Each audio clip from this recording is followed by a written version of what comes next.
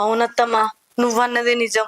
అసలు ఆ శిరీషం చేసుకున్నా కూడా మన ఇంట్లో పిల్లే కాబట్టి పరిస్థితి గింత దాకా తీసుకురాకపోవచ్చు.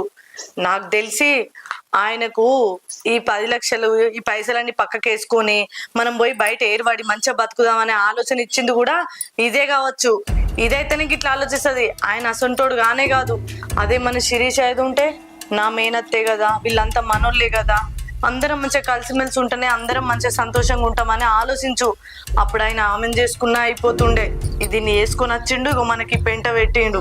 వాడు విన్నాడానే నా మాట? ప్రేమించి పెళ్లి చేసుకుంటా అమ్మా, నాకు అది నచ్చింది, నా పెళ్లికి ఒప్పుకో అని వాడు ఒక్కడే అప్పుడు కాలయ్యేలా పడ్డాడు. ఒప్పుకోక తప్పలేదు. ఇప్పుడేమో ఇది గిట్ట చేస్తాంది. అమ్మా అవన్నీ ఎందుకే ఇప్పుడు? వాడు ఎలాగ వేరు వండుకున్నాడు, వండుకొంది పోదాం. ఇప్పుడు ఎట్లనే మరి రజని, పెద్దోనికి చెప్పి ఆ బియ్యం ఉప్పు పప్పు కూరగాయలు తీసుకురమ్మని చెప్పే. ఏంది? బియ్యం ఉప్పు కూరగాయలు అన్ని తీసుకొచ్చాండి అన్న. మేమెందుకు ఆడతాం అవన్నీ? మేమెందుకు తెస్తాం? ఇప్పుడు మేము తెచ్చిన తర్వాత ఆయన వచ్చినాక అందులో మాకు పొత్తుంది, ఈ బెండకాయలు మా, ఈ గోడ్చిక్కుడుకాయ మాది, బియ్యం కూడా మాకు పొత్తున్నది అని చెప్పేసి సగం పట్టుకపోవడానికా? అస్సలే తీసుకురాము. ఇప్పుడు ఏది కూడా అండవు. ఆయనకు ఉప్పు రవ్వ కూడా గింత కూడా ఓనియ నేను. అర్థమైందా? ఏది ఉన్నా వాళ్ళు వచ్చినాకనే మాట్లాడుకుందాం. అప్పటిదాకా ఏది లేదు పంచుడు. ఆ పెద్దోని చెప్పి ఆ రొట్టె గిట్టో తెమ్మనే తెచ్చి నా మోకాన కొట్టమాను. గోళీలు వేసుకునే యాళ్ళైంది. మీ లొల్లులు చల్లగుండా.